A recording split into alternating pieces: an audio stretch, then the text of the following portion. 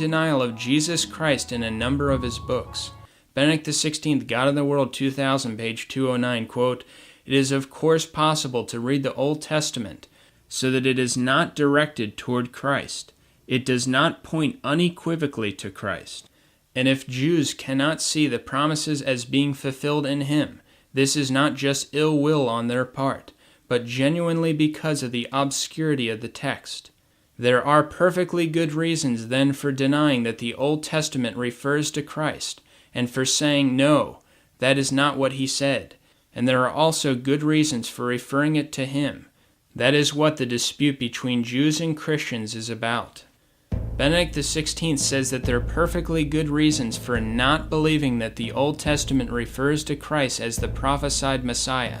He says that the Old Testament doesn't point unequivocally to our Lord as the Messiah. Benedict XVI just denied the entire Christian faith again.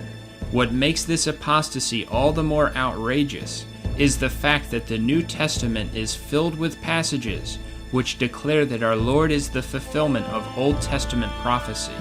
To quote just one passage of many, our Lord specifically tells the Jews that what is written in the Old Testament concerning him will convict them. John chapter 5, verses 39, 45 through 47, quote, "Search the Scriptures, for you think in them to have life everlasting, and the same are they that give testimony of me. There is one that accuseth you, Moses, in whom you trust.